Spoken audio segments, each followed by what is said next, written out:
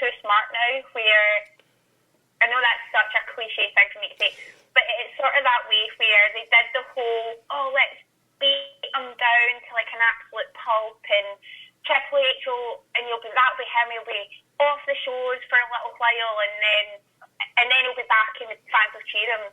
But that didn't work because the fans they just went, you've just gone and given them time off for no reason. Yeah. We want them to have some sort of substance. But I think the heel turn right now is one of the only options that they've really got. They want to make him this marketable guy, and I think he needs to be the baddest heel. Because, let's be honest here, see when Seth Rollins comes back, he's probably going to be the biggest face of the company. Hands down. Oh, yeah. I definitely agree with that.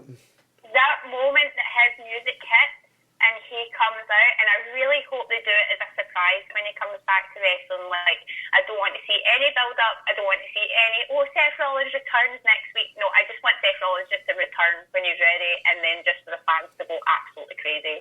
That'll be him. He'll be the biggest face of the company, and he's gone from being the biggest heel from the company, and I think that they need to give him some sort of validity.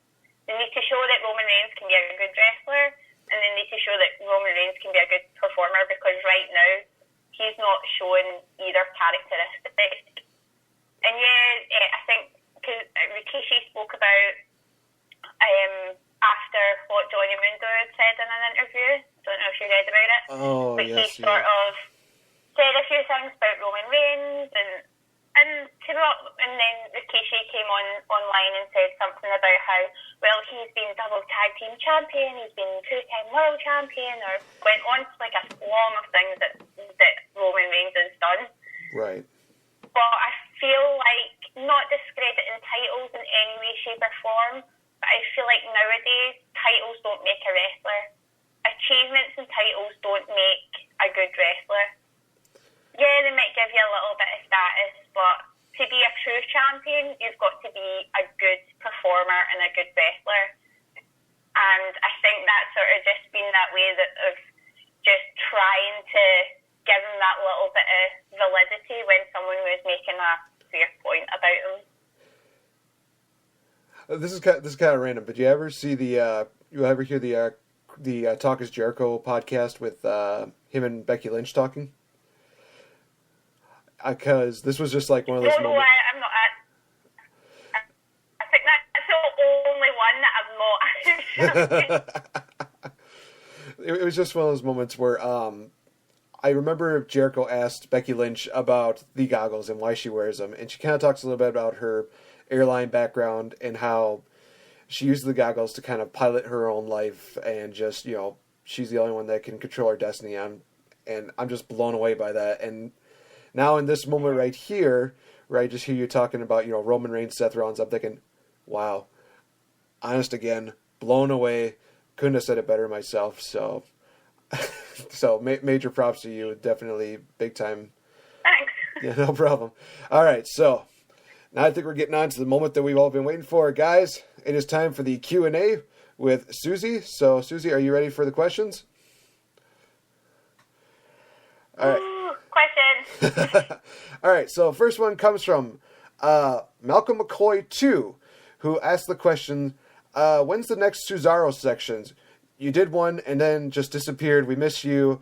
Exclamation part 3 times, 1 exclamation mark, 1 exclamation, exclamation, 1 exclamation. Yeah, so when's the next Cesaro section? It's most likely going to be after WrestleMania. There's lots of things going on at WhatCulture just now, and me myself, I'm in my 4th year of university, currently doing my dissertation, which is 10,000 words long, and is a lot of work, so there will be more Cesaro sections, but just need to wait a little, just trying to finish university and get a really good class in my honours degree. So right now that's my main priority, is getting that finished, and then there's going to be plenty of time for lots of Cesaro sections and lots of Susie content on WhatCulture. So it's all about the patience. Got it. We have Jack's cousins. They ask you favorite match under any promotion, and if you had a finisher, what would it be called?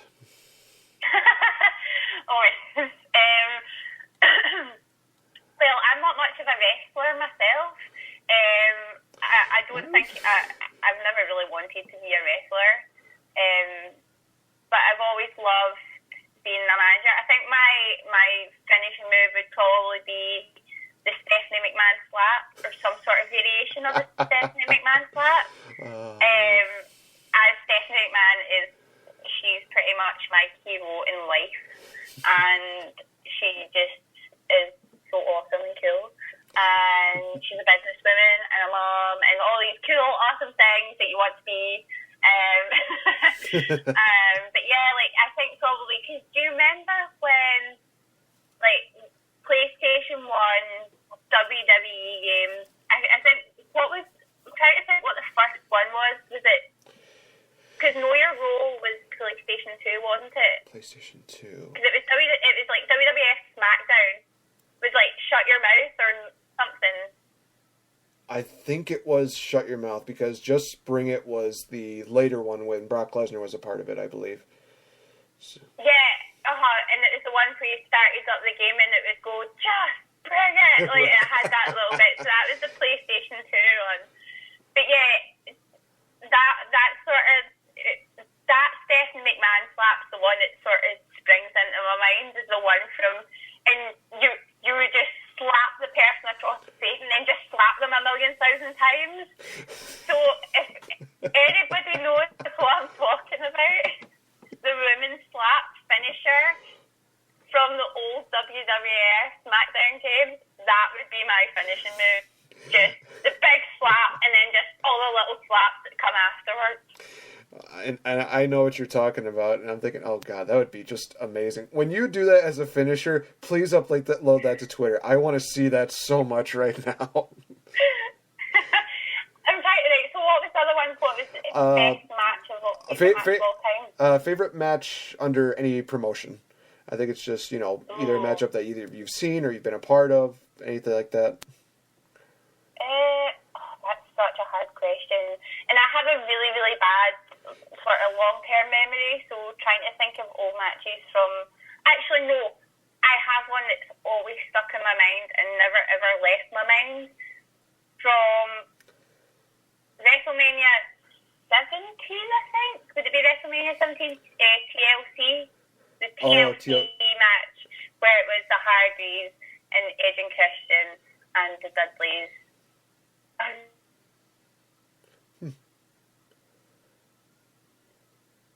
Yeah, that was TLC 2, I believe.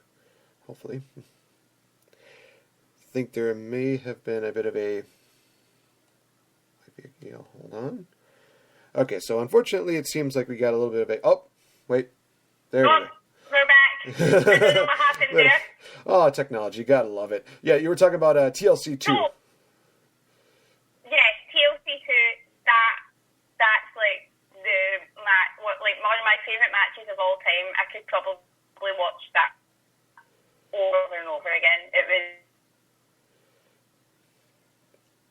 Oh, are you kidding me? No, I'm still here. No, I know. I know you're still there. It's just, again, technical difficulties, which sadly people know about with this show. Oh, dear. Maybe. See, TLC2. But yeah, okay. I think we covered that one. This one was honestly my favorite question that somebody asked. Noah Alwyn spelled Alwan, asks, why are you so great?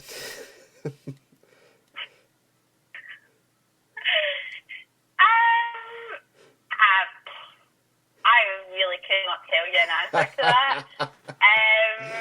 Yeah, I'm quite a person, so I wouldn't really class myself as great, but I'm really flattered that somebody else does. That's really nice. Actually, the funny thing was I actually talked to my friend Spencer before getting on the show. I remember looking at that question, I just busted out laughing. I'm thinking to myself, hold on, is this a question for Susie, or is this a question for me because my name on Twitter? Guess I'm thinking, okay, it's obviously for Susie. I don't want to seem like the selfish host here because then I'd be turning into Adam Blampier. No disrespect, Adam. Right. And, well, no. I don't think anyone can turn into Adam. Adam's definitely his own person. Adam is in a category of his own. Yay for Adam. Yeah, and I say that completely out of love. It's not me being cheeky or insulting. No, it is genuinely out of a place of love. All right, I think we got another one. Agent Cooper, 1989, good friend of mine. He asks, where do you get the ideas for challenges and the more creative top 10 lists? Now, I don't know if this is a question towards you or towards the WhatCulture.com deal, but still. Well, the top 10 lists usually come from the writers of What Culture. Right. So, What Culture Wrestling, the website, has basically writers who come up with these ideas, and these are then usually turned into scripts by whoever on the team, mainly Adam. I would say Adam's usually the main script writer. So he'll maybe take an article that someone's written and then turn it into a script. Or he might just come up with something completely off the cuff in terms of YouTube channel. Challenges, they just depend out of the minds of the boys, really.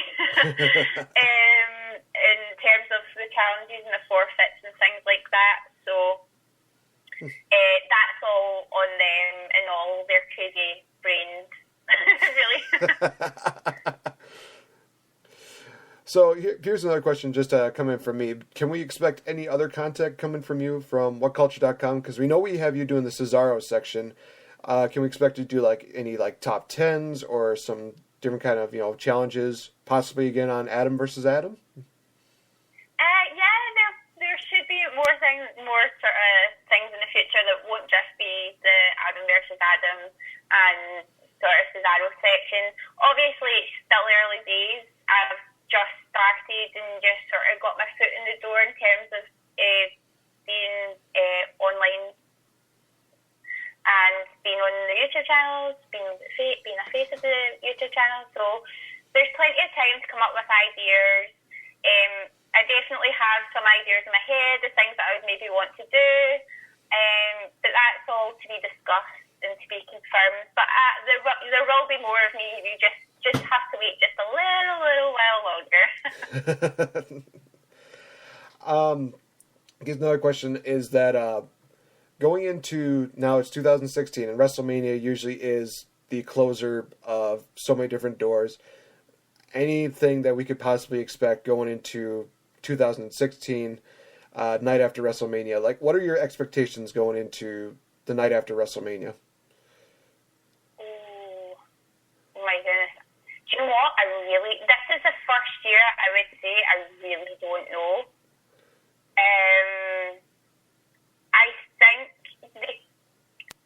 I don't know. I think they're going to do an NXT talent shift after WrestleMania. I think that's the only sort of logical thing that I can think of right now, where it'll either happen on WrestleMania or it'll happen on Raw, which I think is probably the most logical idea. But I could definitely see maybe them bringing up some talent from NXT and debuting them on Raw after WrestleMania, because I think that's the best start that they could have on the main roster is obviously doing that. Definitely, I could definitely. But that's all I've got. That's all I've got just now for that, because really I don't know, because we all don't know how WrestleMania is going to go for one.